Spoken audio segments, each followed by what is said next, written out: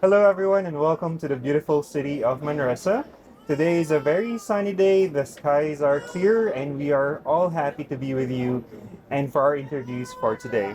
And we are here at a conference at a crossroads, an intergenerational and multi-religious response to social and environmental crisis. And for today, we have a very wonderful interview with Dr. Sadhvi Bhagawati Saraswati. Good morning. Good morning. So, Dr. Sadhvi, apart from being co-president of Religions for Peace, you are also the Secretary General of the Global Interfaith Wash Alliance, which is the first alliance of religious leaders in terms of water, hygiene, and sanitation. So, would you like to share with us some of the initiatives that you have done to ensure that we all have adequate access to water, hygiene, and sanitation? Sure. So, our Global Interfaith Wash Alliance, which the acronym is Jiwa. And in Sanskrit, Jiva means life. So we come together, leaders of different religions.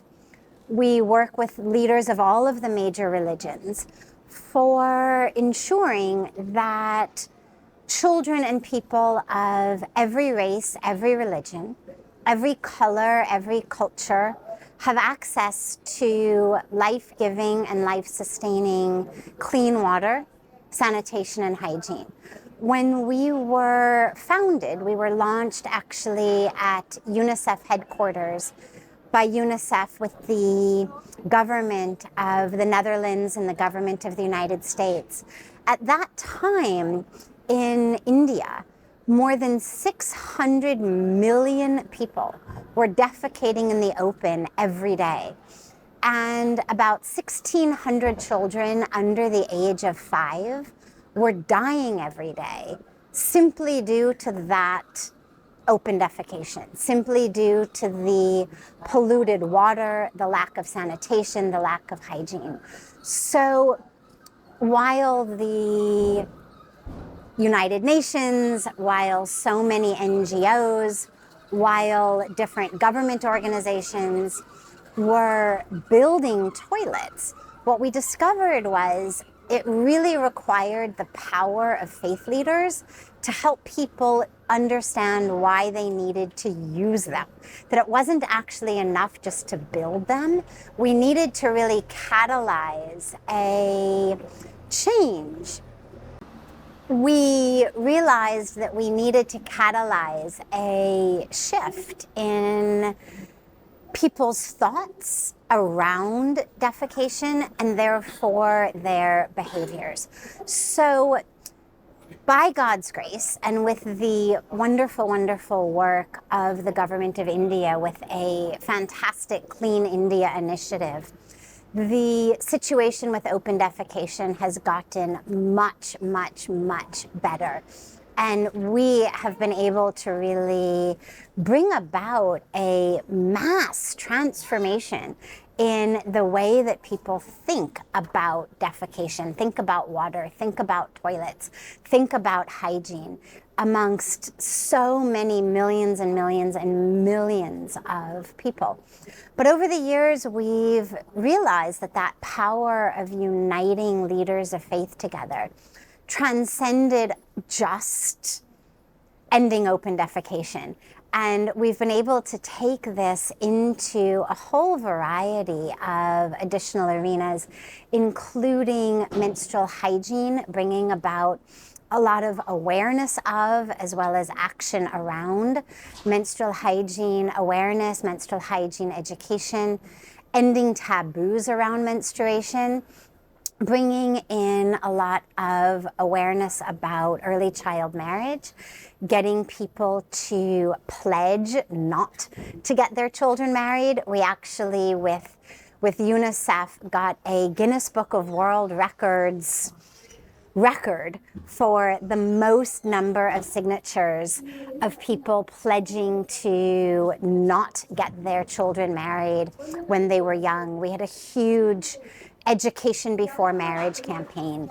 We're now doing a lot of work around gender equality ending gender-based violence, work around life skills, a lot of work also around climate change abatement with tree plantation programs, with programs for solid waste management, programs around ending pollution. So much. We founded and opened the World Toilet College in Rishikesh.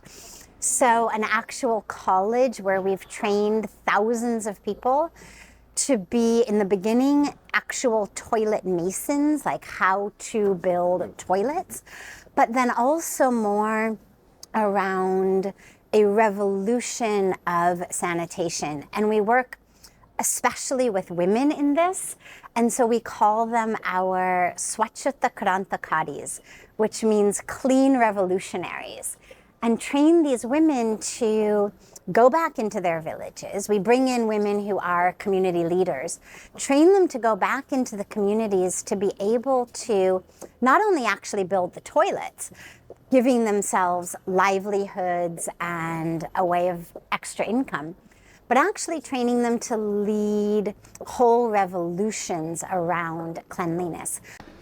Lastly, I guess there's so much more to share, but just lastly for now, one of the really beautiful blessings of the work that we've been so privileged to do is that even though we brought these leaders together for clean water, for sanitation, for hygiene, now for climate change, for gender equality, that although we've brought them together for very specific causes and to work together against specific common enemies, whether it's solid waste management, whether it's diarrhea, whether it's polluted water, whether it's polluted air, that in working together, these friendships, these connections, these relationships have actually created such strong bonds that during times of conflict, times of othering, times of scapegoating and vilification, we've actually been able to harness the power of these relationships to bring about an end of othering, an end of scapegoating, and to bring back peace and harmony and dialogue in our communities. So it's been an incredible blessing and an incredible privilege to be able to do this work.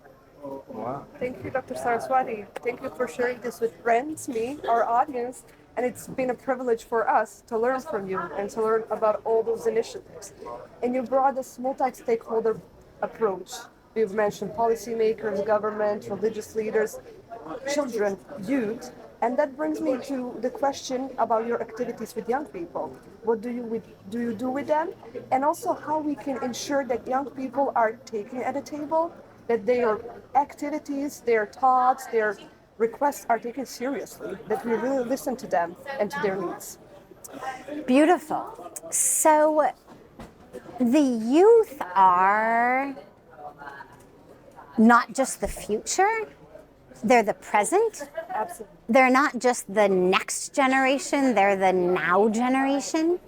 And we are really committed to working with youth. So as I mentioned, we have our water schools program that we're working in the schools, but we also have been doing a lot of life skills education programs with adolescents in the communities, teaching them actually how to be community leaders, teaching them how to have confidence in themselves, how to feel confident to do public speaking, how to bring others together.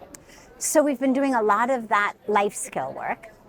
We're also doing a lot of work with young women specifically. The life skills work, of course, is both boys and girls. In addition to that, though, we've been working specifically with young women around areas of that girl power and that feminine power to both reclaim their right to menstrual hygiene, education, management, empowerment, but also to really be leaders again within the community of equality, of opportunity, of environmental protection. So we are really committed to working with youth. And I think in terms of making sure that youth are at the table, in India especially, we are about 65% youth. So anyone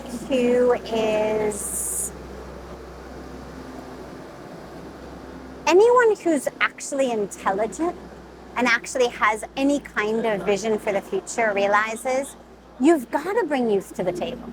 They are the majority of our population. There's 3 things that I hope that all of our youth can have, and that for all of the other leaders, faith leaders, education leaders, social leaders, that we need to give our youth. 3 C's. Number 1, connection. Connection to their own spiritual path, whatever it means for them. It may be an organized religion, it may not be. But whatever source they derive inspiration and connection from, a deep connection to that, so that they know they're not alone. They know that they are being held and carried and nourished and nurtured. And from that connection stems courage. Because the youth are going to need a lot of courage. The problems you're facing are problems we've never seen before. You're going to need that open-hearted courage. What I love about the word courage is that it actually stems from the same root as the French word cœur, meaning heart. So courage is open-heartedness, and you're going to need open-hearted courage to really step up to the plate of what your life has handed you. And when you are connected to a source, a divine source, a divine powerhouse, that courage is there. And from that courage, you find creativity. Because the solutions to problems of earlier generations are not going to be the solutions to problems today. The problems are different. So the solutions have to be different. The tools we have are different.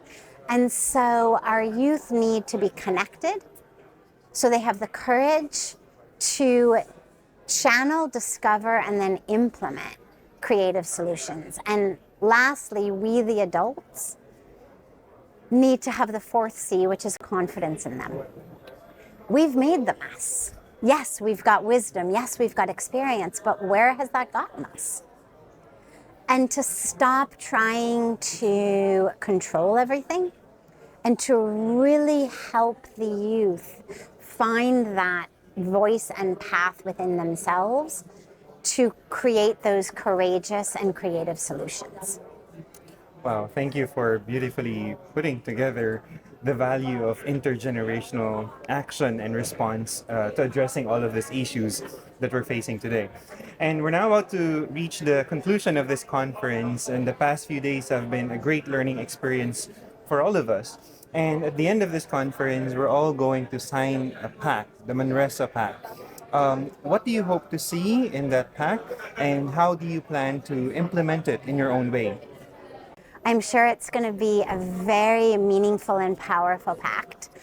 And what I hope to see, and I'm sure we all will see, is inspiration for us all to do even more than we're already doing, to make our cities inclusive, peaceful, sustainable. We're all doing the work, but there's so much more that needs to be done.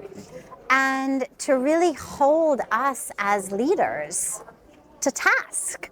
You know, as leaders, as I said yesterday, we need to step up and to really, you know, being a leader is not just an opportunity and a privilege, it's a responsibility.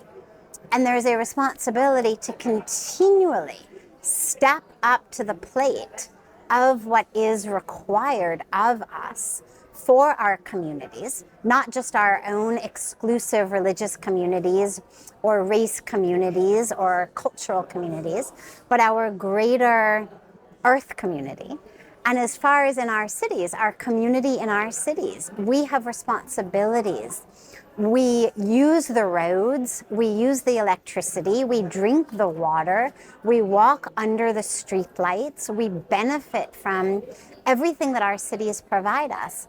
And so we each have core responsibilities to give back to those cities. Every citizen does, but especially leaders have a responsibility to help mold the city into that which it needs to be for everyone.